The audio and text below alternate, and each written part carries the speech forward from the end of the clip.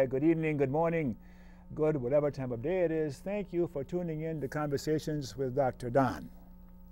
Tonight's show is titled Topical Issues because what my guests and I will be talking about are indeed topical, and I was trying to find something more specific, but they're talking about things that are topical that don't lend themselves to a unique title. But I'm digressing all over the place before we get started. It's going to be an exciting show, I promise you.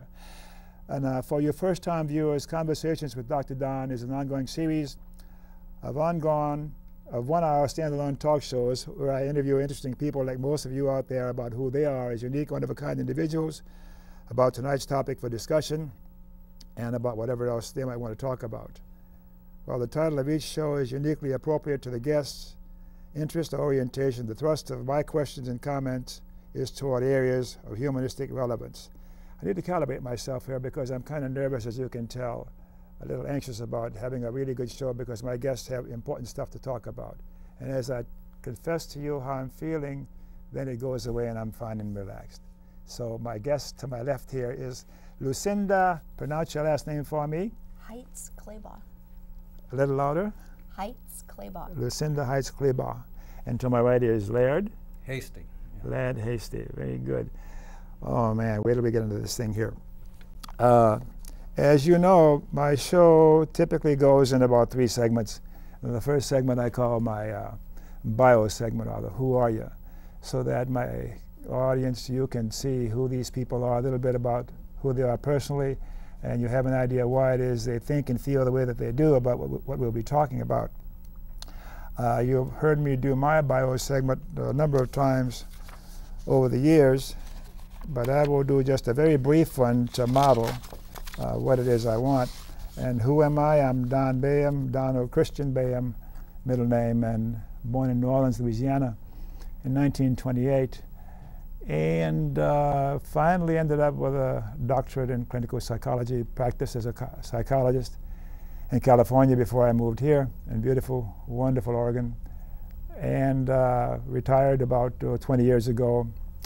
And right now, most of my time is spent producing and hosting my show and getting wonderful guests like tonight's guest and other stuff. I see myself as a liberal, old-fashioned, progressive, leftist activist. And my heroes are, a few of them are Jesus and Gandhi and Martin Luther King and so on. But I'll be asking you more questions about who you are, and if I ask you a question that you don't want to answer, you can tell me to get lost. Well, I can't have you get lost. We're kind of lost here without you. Yeah. So how are you feeling right now, Laird? Well, I'm pretty relaxed. You know, I think there's some, compelling things that are worth talking about, and I'm looking forward to getting a chance to do it. You're relaxed and you're not nervous? Well, I'm a little nervous. All right, thank you. And how about you? How are you? I'm pretty good. Pretty good, all right. So, let's get into who you are. Who shall I start with? Laird. Laird. Well, my full name is Laird Wheeler Hasty. I was born in New York City in 1946. My parents had me out on the street campaigning for Adlai Stevenson in 1956. I'm glad you cleaned 1952. and Adlai Stevenson. I was probably one of the younger people campaigning for Stevenson. I actually do remember it. I don't remember the issues too much, but I do remember the election. And what's significant about Adlai Stevenson for the viewers who are younger? Well, Adlai Stevenson was a 2-time Democratic candidate for president who lost in landslides to Dwight Eisenhower in both 1952 and 1956. He'd been the liberal governor of Illinois and was the father of a liberal senator who served several terms from Illinois in later years. Mm-hmm. And Stevenson was also the American ambassador to the United Nations during the Kennedy and Johnson administrations. Okay, I sidetracked you here. Let's keep going. What else can we say about who you are? Well, I don't know that I'm all that interesting in terms of who I am. It's more the issues I'm concerned in. I'll decide. I'll ask you a few questions, okay? The last 3 years I've been chairing the Platform and Resolutions Committee of the Washington County Democrats. Mm-hmm. And we have passed a number of resolutions dealing with important civil liberties issues and important separations of powers issues. Okay, I'm going to stop you now. We'll get into that. That's what you've been doing. I'm wondering who you are. And where were you born? I was born in New York City on Flower Fifth Avenue. Okay. Flower Fifth Avenue Hospital on Adlai Stevenson's birthday, as a matter of fact. I think that's one reason my parents thought it was cute to have a 6-year-old out campaigning for Governor Stevenson. So do you have a religious preference? Well, I had myself baptized as a Presbyterian when I was 14, but I would think I would be called a lapsed Presbyterian probably. You know, Yeah, that's what you are now, huh? And what did you, are you still working full-time? No, I have been teaching part-time at various community colleges here in this area. And what do you teach? Well, I'm not sure I'm going to be teaching anymore. I think I may be retired. I've been teaching in developmental education, reading and writing, for people who need to improve their skills before taking regular credit courses. Been very interesting work because, especially when I get to work in the evenings and weekends, because you're working with solid members of the community who know why they're going to college, and I always learn a lot from the classes. And sometimes the students have learned, but I always learn a lot from them. How did you qualify to be a teacher? What's your education? I have an undergraduate degree in history, and then I have a master's degree in adult education. I knew you had something behind that. Yeah. Do you have a partner? Sure, I'm married. I have a wife, and we've been married for pushing 39 years. What? 39 years? Yeah. Man alive. Yeah, I didn't ask you what year you were born, but it's you look very... Well, it was, yeah, I think I said I was born in 46. I am one of the oldest baby boomers in America. I'm the same age as the president and the former president. They're a little more distinguished than I am, I suppose. But in 1968, we all shared the same vocation. We were all 3 draft dodgers. And your political persuasion, do you see yourself left, right, or centrist, or what? Well, I was born into a family in which the New Dealers were considered on the right. So I would say that I've been slightly left. Huh? I might be called what's called a birthright New Dealer. My parents were New Dealers. In fact, one of my uncles played a fairly major role in the New Deal, working with United Mine Workers. But no, I call myself a leftist. I'm unabashed about that. And you sound like you've got the credentials to back it up.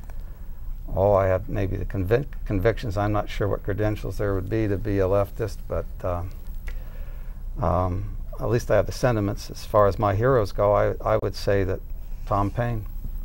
Tom Paine. You know, Tom Paine is, without Tom Paine, I don't know that we would be an independent nation. We might be singing God Save the Queen instead of My Country 'Tis of Thee. Why do you say that? Why?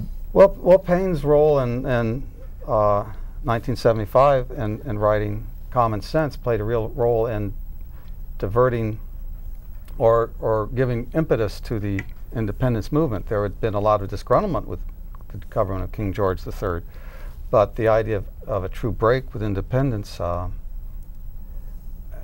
had been talked about, but his Common Sense was probably the most successful political pamphlet, piece of propaganda of at least the 18th century, maybe of all time.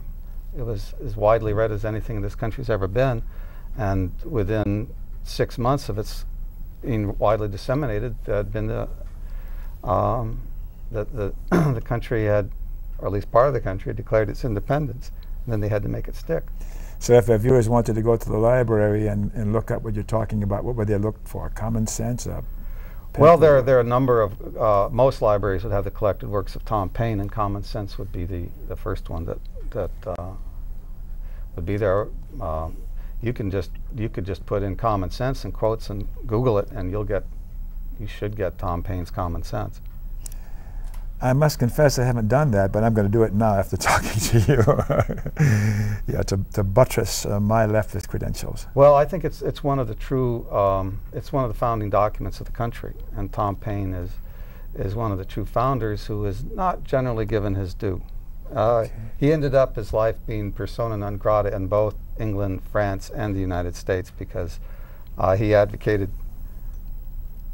was advocating Republican government in all three places at a time when it wasn't as a democratic Republican government, at a time when the political winds had shifted.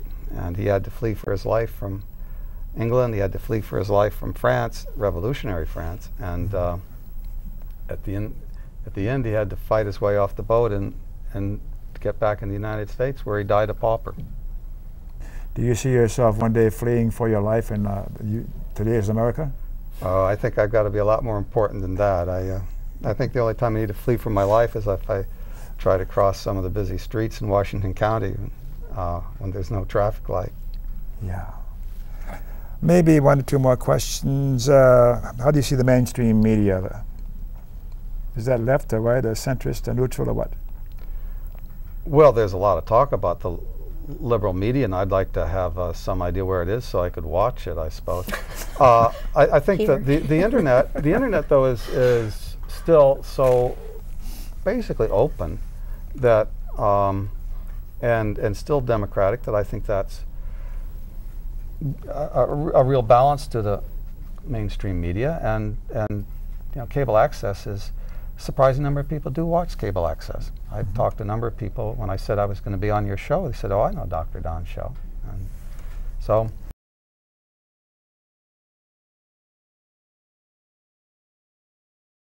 To preserve the corporate power, that's who pays for it. You know, whoever pays the piper calls the tune. I have one more question, and it's what I call a trick question because it's unexpected. Ready? Mm-hmm. What's it all about? What's it all about? Everyone always says, "What's it all about?" Rick. It's my conservative camera person over there. Aggravates me all the time. Well, to paraphrase my fellow classmate or birthmate from 1946, define it. Define is. You know, I think what it's all about being an American is the question of liberty. What does it take for people to be free to govern themselves and not have bosses over them? And that's what it is to be an American. And to preserve that for ourselves, we inherited a republic, and it's really our birthright responsibility to ensure that we bequeath a republic. And other than that, I think that gets into religious and philosophical and personal questions, and I wouldn't want to presume for other people. You know. So what it's all about for you is?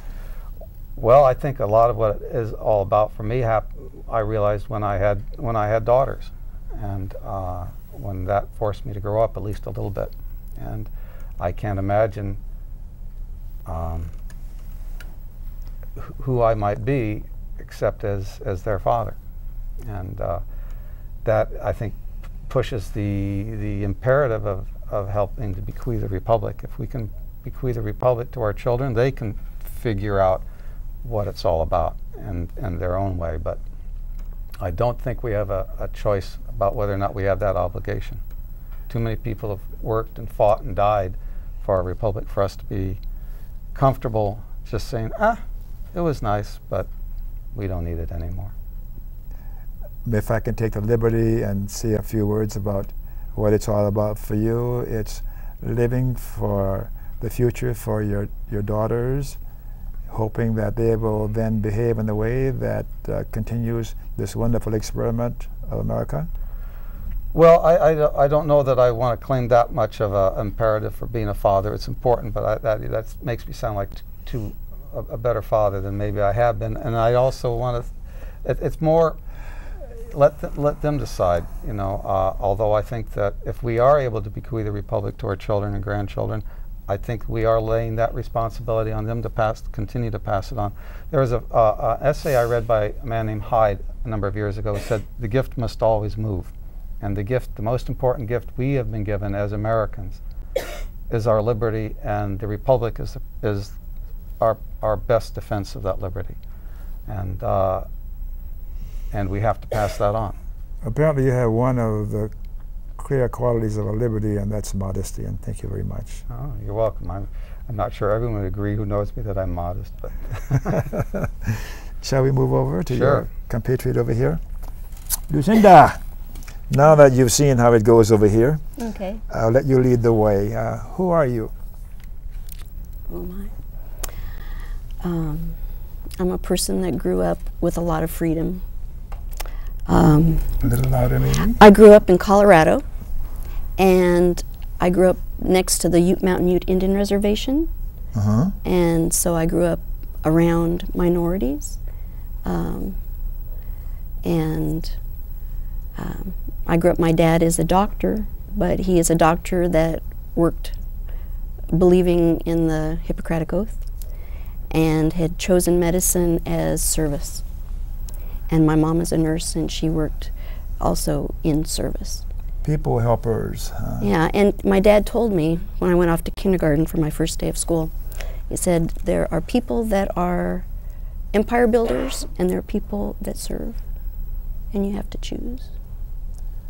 And you chose to be an empire builder. No. No, I'm Laird's similar. I have worked for PCC. I've been a teacher, Portland a professor. Community College. Portland Community College. Yeah. I'm a teacher. I'm an educator. Uh-huh. In fact, in March, I will have taught for 25 years as a certified teacher. 25 years. Mm-hmm. How come all these two guests look so young? It makes you feel ancient. Don't say I am ancient. I haven't had anybody Ginger and carrots. call me young. Ginger and carrots. Yeah. Yeah. And how long have you been here? I came to Reed College in '74. I came to be a That's- Reedy. And I chose Reed because they had been brave and tried to fight off McCarthyism a little. And I wanted to meet those people and learn from them because I admired their bravery. And I also had looked for where there was the most liberal legislature in the country back then and who'd had a bottle bill, and only 2 states had a bottle bill. And it was either Vermont, East Coast, or West Coast. Because in the central part of the country, you don't see the movement that you see on the coasts. Yes. And I was told by people that Colorado wasn't ready for me, that I needed to go to a coast, and there I'd find people that thought the way I thought, and I'd be happier there. So And how do you think? I just think I have been called a radical liberal by people. Does that fit? Radical, going literally to the roots of meaning, to the roots of something. Mm-hmm. And in that sense, I'm very traditional. I believe in conservation. I'm an environmentalist. I'm a green person. Surprise, surprise. Yeah, so if I were to ask your best friend, who is Lucinda? Tell me who she is. What would they say? Well, I've been called an earthquake woman. An earthquake woman. I like that. I've been called an earthquake woman. Uh-huh. I try to just live and learn. And in the process of that, I find myself caring about people and caring about issues, and things seem to happen. So. Okay. And you have that modesty too that Laird has over here. So I'm having a sign waved at me that suggests it's time for a break. Not quite. That was a mistake. We know that you see yourself as an old-fashioned liberal, and you guys have, I got chewed out for that. You lady and man have been that way for a long, long time. So any persons from the past or alive today that you admire particularly? Oh yeah, lots of them. Gandhi, Martin Luther King, Rosa Parks. Rosa Parks. Brave woman. Mm-hmm. And I really have tried to do the kinds of things that she did. Just say, no, I can't, because this is, you know, what in my gut I know I have to stand for. I have to stop and not be run over by a steamroller. So. Okay, time for your trick question. What's important? Well, as a teacher and as a mother, I try to help kids to experience themselves and success, and metacognition, awareness of themselves, awareness of the issues, awareness of their part in it. And if they can experience some creativity coming from within themselves, in Spanish you say, yo puedo, you know, I can. Mm-hmm. And I'm a bilingual teacher. And I guess I spend a lot of time helping kids to be aware of the fact that they do know and they can do. And then I encourage stretching ideas, taking an idea and then questioning it and then stretching it. I tell them they need to have rubber band brains. They need to be flexible in their thinking. And that's about it, I guess. Didn't ask you about your partner. You have a partner or not? Oh, yes. Okay. And I've been married, how many years? 27 years this year. It's incredible. And yeah. I have a son. A son? Mm-hmm. And will they be watching this show? Well, if it's not live, not tonight. Oh, not tonight, yeah. Yeah, whenever, yeah, they said, when is this going to be shown? So yeah, I guess I wrote it on a napkin, so I'll tell them, yeah. Okay. And for when they'll be watching the show, do you want to say something to them? Look in camera 2 right there and tell them how you feel about them. Be careful. Yeah, I hope I don't embarrass you. No. Over here? Oh, camera 1. Okay. Mm-hmm. I hope that you enjoy watching Mom tonight.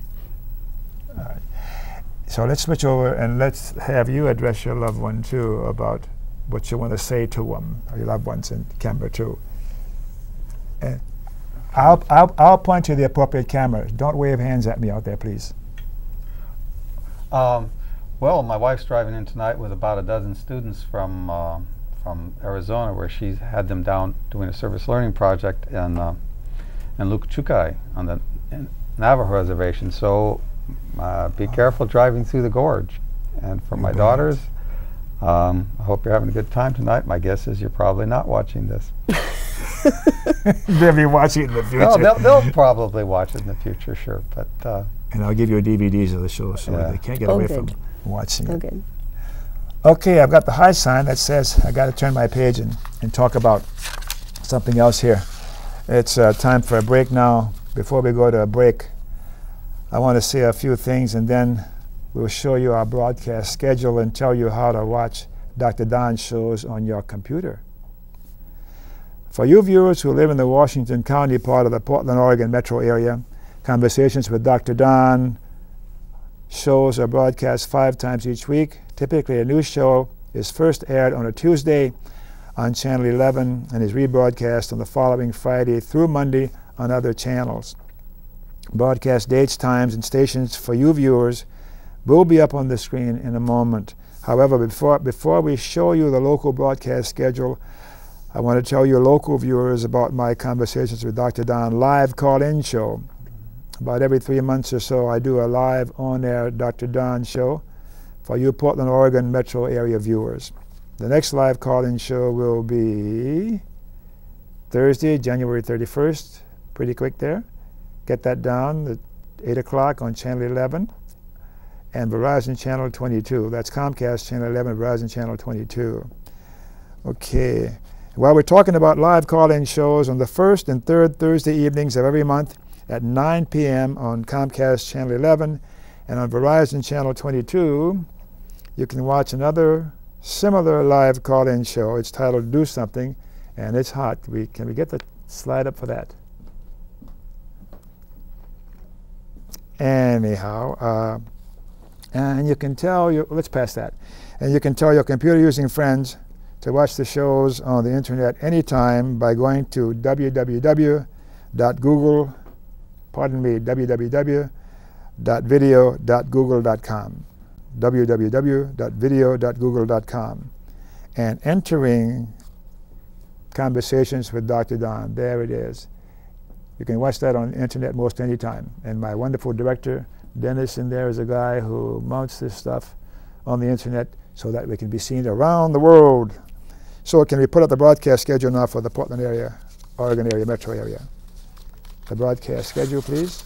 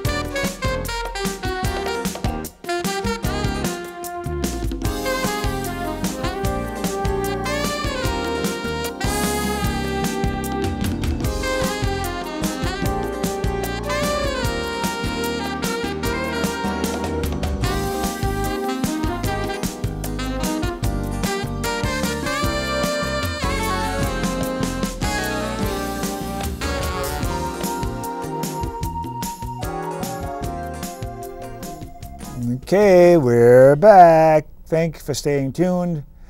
And for you viewers who missed the opening of the show, Conversations with Dr. Don is an ongoing series of one-hour standalone talk shows where I interview interesting people like most of you out there about who they are as unique, one-of-a-kind individuals and about whatever it is they want to talk about tonight. Now, my guests tonight are eager to talk about what it is they want to talk about. So let's start talking about your subjects. You were talking about immigration, and you were going to talk about? Impeachment. Impeachment. And who was going to go first? We decided that earlier. I was. Impeachment. Yeah. Well, just before I came here, Dr. Don, a friend called me with news that I had not heard, that Dennis Kucinich has left the presidential race. And that made me sad.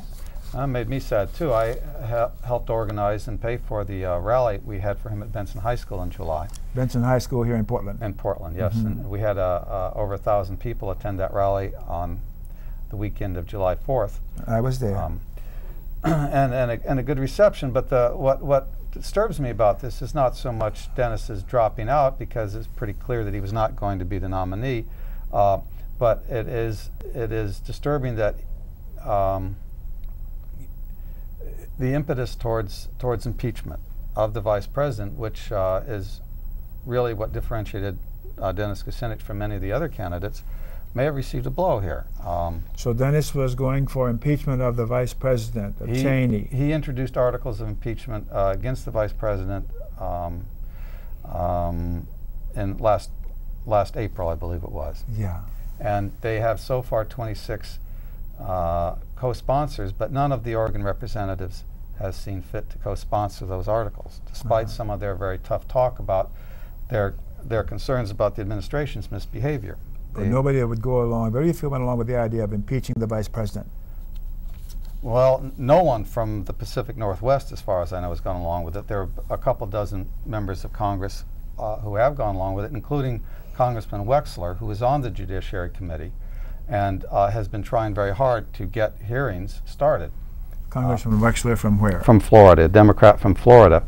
And as Congressman Wexler said on January 15th in the floor of the House, Congress must now take the first step to begin to hold the administration accountable. And he said that if we fail to act, history may well judge us as complicit in the alleged crimes of Vice President Cheney. Alleged crimes of Vice President Cheney. Can you say a few words about that? There are some viewers who would think that Cheney did not commit any crimes. What alleging crimes? What crimes did Cheney commit?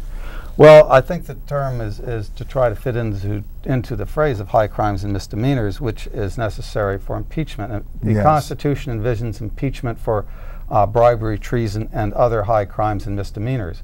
A decade ago, the Congress saw fit to define lying about sex as a high crime or misdemeanor, so the bar is fairly low these days. With President Clinton. With President Clinton, yes. Yeah. And that is the precedent. The House of Representatives did in fact impeach the President of the United States for lying about consensual sex, and the Senate did in fact try him, and although a majority of senators voted to convict and remove him from office for that crime, it was not the two-thirds necessary. So the precedent of what is a high crime and misdemeanor is relatively low compared to the nearly 600 lies that the administration, including especially Dick Cheney, told in order to embroil us in an unnecessary war of aggression against Iraq. Why Cheney? Why Dick Cheney instead of the president or the selected president?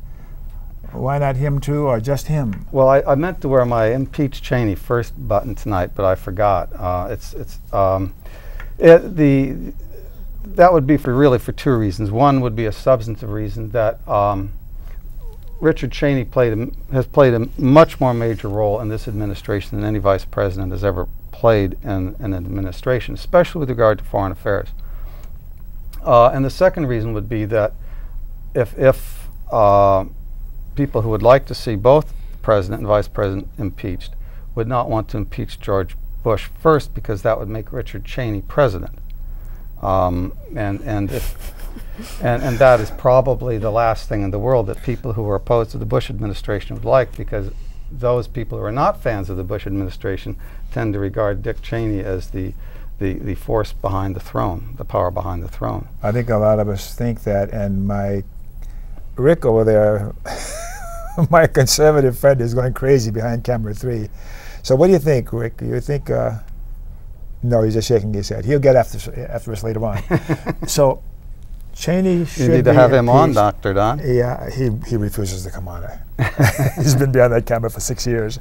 But so Cheney has committed high crimes, and that's why he should be impeached. And you're unhappy because the person who was carrying the torch for that was Kucinich.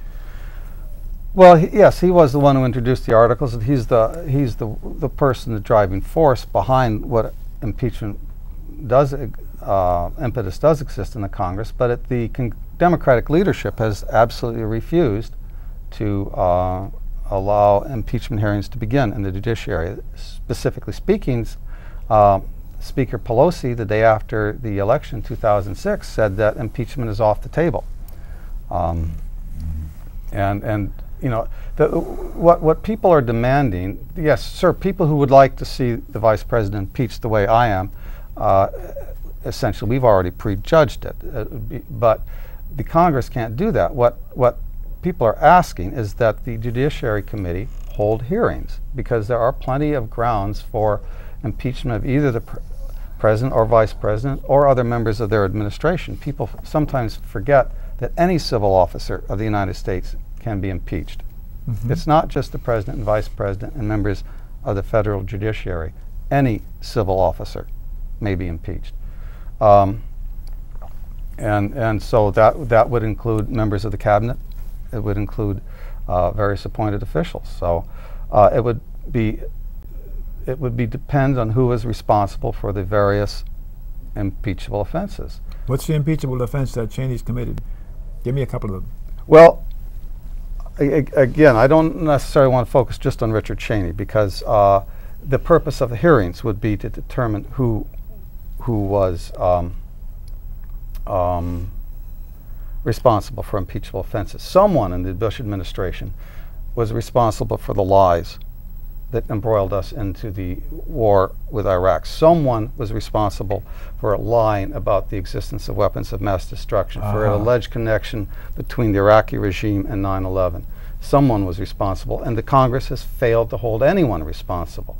The Congress has failed to hold anyone responsible for what really amount to war crimes in their prosecution of this so-called war on terror. That includes search and seizure without warrants.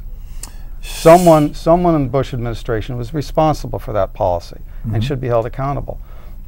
Someone in the Bush administration was responsible for the arbitrary arrest and indefinite detention without trial for people, many hundreds of people, perhaps thousands. Someone in the Bush administration is responsible for the extraordinary rendition of innocent people to countries where they've been tortured. I'm going to stop you. I'm aware of the time now. So what then would my viewing audience need to do in this situation, since Kucinich is gone and impeachment, we're not sure what's going to happen there? What can you say to the viewing audience that would be useful? Well, I would hope that our members of Congress are still open to persuasion from their constituents. And which camera? With the red light. With a man who's not persuaded by my argument.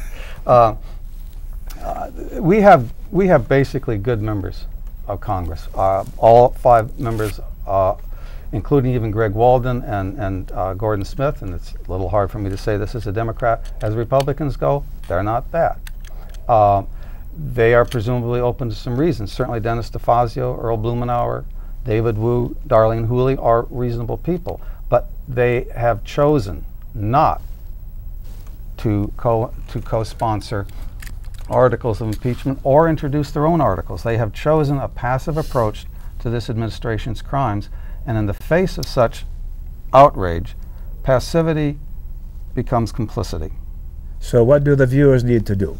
They need to contact their members of Congress and tell them what? And tell them to pressure Speaker of the House, Nancy Pelosi, to allow John Conyers to initiate impeachment proceedings against Dick Cheney. Those are the only articles that have been brought so far. So they need to contact him by email, by snail mail, by telephoning, or whatever. I would say if you're going to do snail mail, send it to the local office, because it doesn't have to be, the letters don't go into the anthrax checking. Takes 2 or 3 months that way. But email is fine, or call members on the local offices. If you go and you Google your Congress member's name, you will get the local information, and you should get sent directly to an email. I see why you said earlier that we should allow more time for talking, and I want to be sure to allow some discussion about immigration and what you're about. So can we switch over here for now? Well, certainly. I think some of the terrible things the Bush administration has done revolve around their approach to immigration. And in fact, I think they've committed impeachable offenses with regard to immigration. So I'm all for it. There's a segue over here. You have the floor, and tell us about what it is you want to talk about. What's topical for you? Apparently it's immigration, or what's not happening, illegal or undocumented or whatever. Yeah, as a bilingual teacher, students would come to me needing help as they came to know me over the years and trusted me, and most of the family's problems revolved around immigration status. And so I gradually became more and more aware of what was happening, and I believe very strongly in our Constitution and Bill of Rights, and I love the Statue of Liberty. I've always loved what it says at her base, and the poem by Lazarus. But I became very upset. Don't thump your mic anymore. You're hitting it with your fingers. Okay.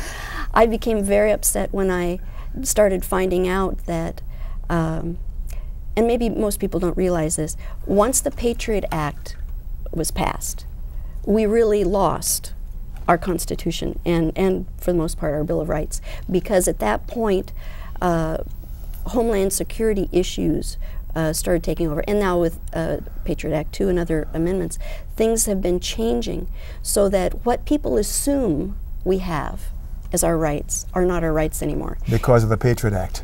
Primarily because of the Patriot Act, but now it's gone and extended beyond that. The common practices of Homeland Security now in the what they call the ICE division, which is the Enforcement Division of Immigration, they are performing raids which are Gestapo-like raids. They are It's a pretty strong statement. It is a strong statement, but it is a truth in that they are primarily contractors in the same way that people have contracted all of the military-industrial complex war machine contracts for Iraq and Afghanistan. A lot of those same companies have the contracts for immigration centers, building detention centers for immigration, being the guards and the agents that round people up during the raids. People don't realize that it's KBR, it's Halliburton subsidiaries, it's GeoCorps, it's DynCorp, it's a lot of the same folks that had those contracts that are also now benefiting from militarization of our border and our enforcement in a very harsh way, because as contractors, they don't think they're obligated to read you Miranda rights, and they don't. It is common practice now under Bush and under this administration for people to not read Miranda rights to people during a raid or afterwards. And so I know personally of a variety of people now who have had situations where they did not get a phone call, they did not get to call an attorney, they didn't get money to make that phone call. And later the excuse was, one excuse I heard repeatedly when I've dealt with folks is, they said, well, she didn't come with any money on her, and so she would have to contact someone for them to send money to get a phone card before she could call to an attorney or home. So there's catch-22 that you never get to make a call. So I know that one woman languished for 2.5 months before she was able to get a hold of an attorney, and I'd worked very hard to find nonprofit attorneys, pro bono people that were willing to try to work on her case.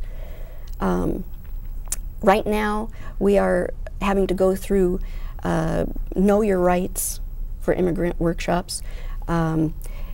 We are trying very hard to get people to understand that what we assume is normal in the United States is not taking place.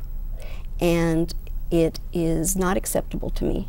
It's not acceptable to most people who care about the Constitution and care about the Bill of Rights.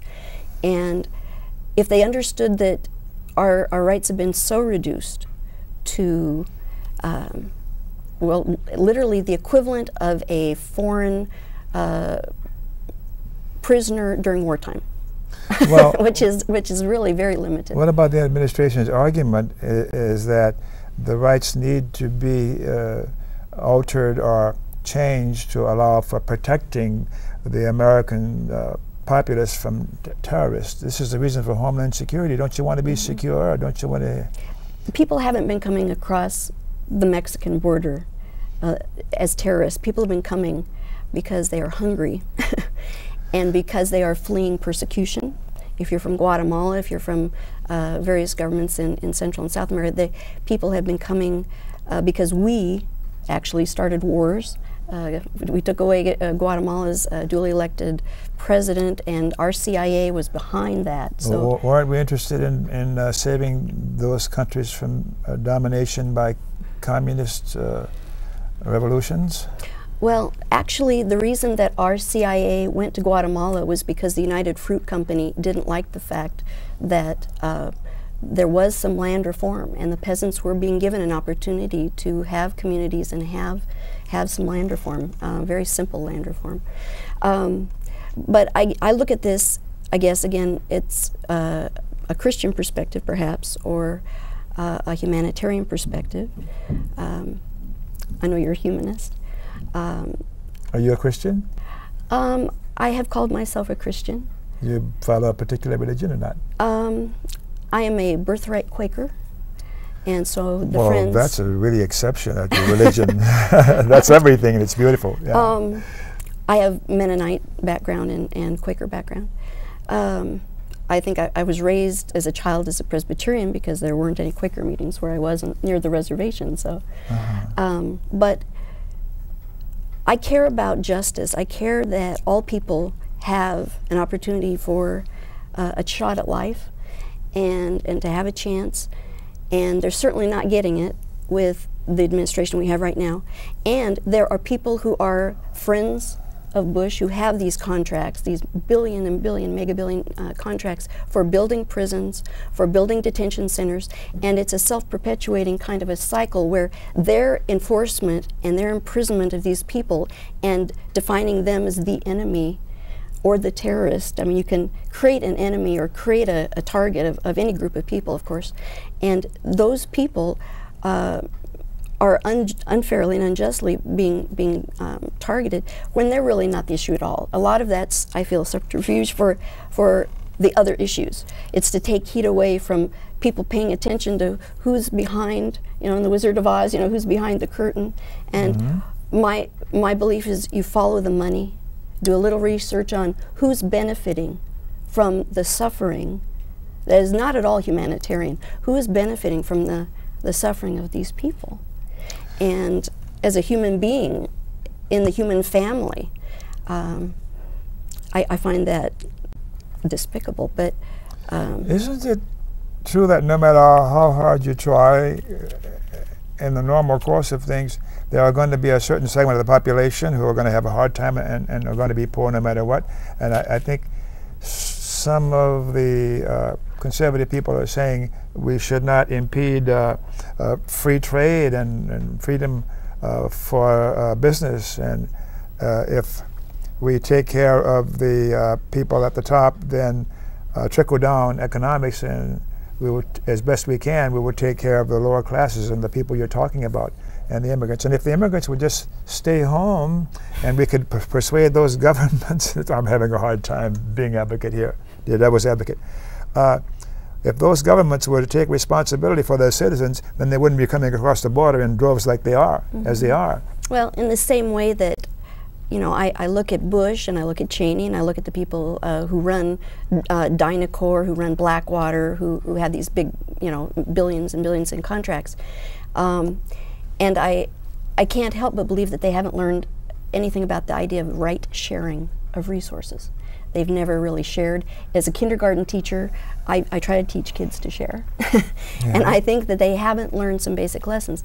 The people who are, you know, Vicente Fox, head of Coca-Cola, maybe hadn't learned to share in the same way, but Bush, you know, is certainly just, you know, is guilty of that. Why do you think that is, that people are like Bush and Vicente Fox, they haven't learned to share? Why do you think that is? Any idea?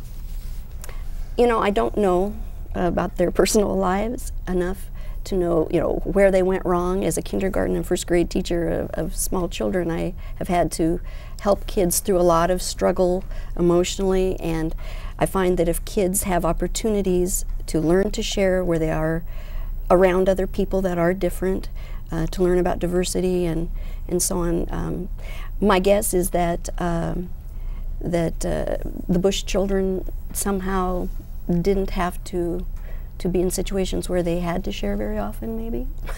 I don't know. I know you don't know. We can speculate. I like know. to figure out as best I can what motivates people, why they behave the way that they do, and understand a little better, and perhaps be a little more compassionate, if I can, for why it is that they're the way that they are. I don't know. And I do know that somehow they have not had some of the experiences. My guess, one, he doesn't speak a foreign language, and it's very important for kids to study foreign languages. I know that Woodburn School District in Oregon has made a commitment with its entire school board that every kid who graduates from high school will speak at least 2 languages. They will have multicultural awareness. They will have awareness of there being another way, another perspective, that there isn't just one way that's right. There isn't just one right That's anything. Woodburn in Oregon here.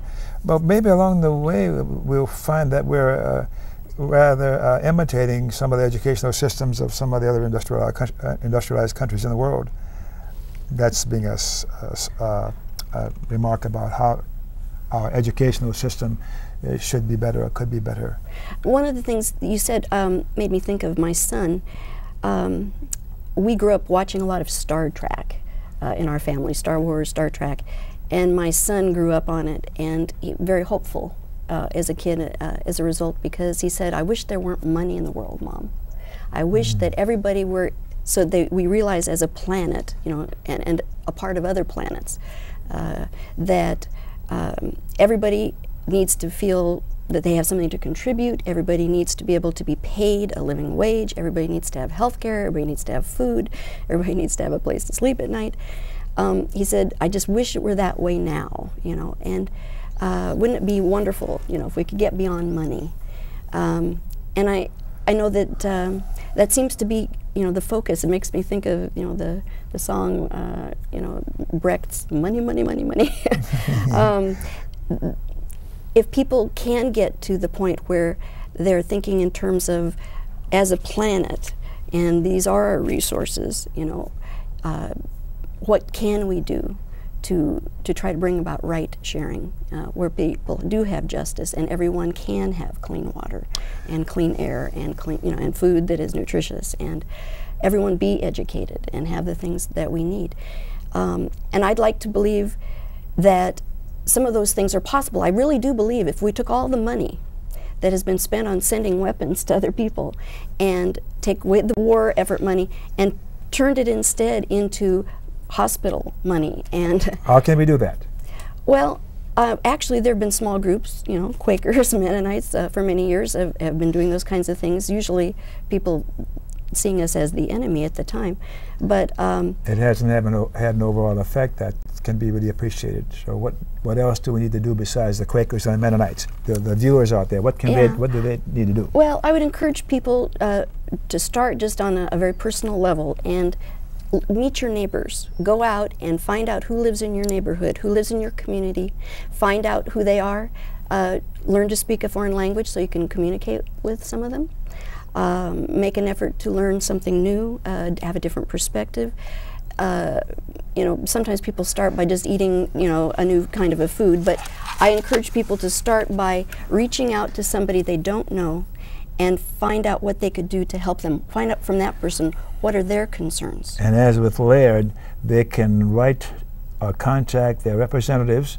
Yes. And tell their representatives what they need and what they want, and threaten them that if they do not listen to the wishes of the citizens instead of the wishes of the corporations who put them in office, that they're not going to vote for them next time around. Well, if people had any idea the extent of what's happening in detention right now in immigration law, I think they would really be appalled. In fact, when I've tried to explain to people what is happening, they don't even believe it at first. They can't believe it until I show them the documents. I encourage people to really ask for oversight. Congress has to do its job. It has to provide oversight. That is Congress's job. And without that oversight, we're not going to get any movement. I need to stop you now because I'm being yelled at because we've got to get going here. So it's close time to stop, so keep your pens and pencils handy. You may see something in the closing credits that you want to make note of. And my email address is friendlydon@aol.com. When you write me, let me know if it's okay to read your email on the air. Thanks for tuning in. My public service announcements. I want to tell you about the Alliance for Democracy, an organization I belong to. It's a local organization that works for important things that citizens are concerned about. And I want to skip to the ACLU hotline, the American Civil Liberties Union, protecting our civil liberties. Sometimes law enforcement stops people because of how they look rather than for a real reason. So law enforcement wants to know about that. There's a number to call if you think that's going on. Let's go to the American Humanist Association, the local AHA chapter, the Portland AHA, Humanists of Greater Portland. Humanists of Greater Portland. Okay, the Humanists of Greater Portland is a humanist organization, and we have, there's where we meet every Sunday morning at Friendly House, Northwest 26th Avenue. And we have Sunday morning programs like regular church folk. Could we put the schedule up for that? The Sunday morning programs. There, so January, all that's left now is the 27th, the current church state issues by Bruce Adams. Let's pass that and go to the next slide, a new slide that we just created tonight for a special occasion here. And we put that one up. A Sunday morning event on February 3rd, 2008, a humanist member, Arnie Panich, is going to present Civil Rights and Acts of Civil Disobedience. Arnie asked me to ask some of my my viewers of color to come out and participate that Sunday morning, because sad to say, the Humanist Greater Portland chapter we have, it's a great chapter. We have a lot of events and a lot of members, and it's almost lily white. It makes me embarrassed because I'm a person of color and I want to see some more brown faces and black faces out there. So come see Arnie. He's a terrific guy, and he's paid his dues working for CORE a long time ago. All right, so I got 1 minute. I say thanks again for tuning in, and other parts of the country who are watching this show, I want to thank you too. And remember, email me, friendlydown@AOL.com. So it's time to wind up, and my motto, KFC, not Kentucky Fried Chicken, Dr. Don's KFC. Kind, friendly, and charitable. Be kind, be friendly, and be charitable to you. And you, and you, and you. Thanks, and good night.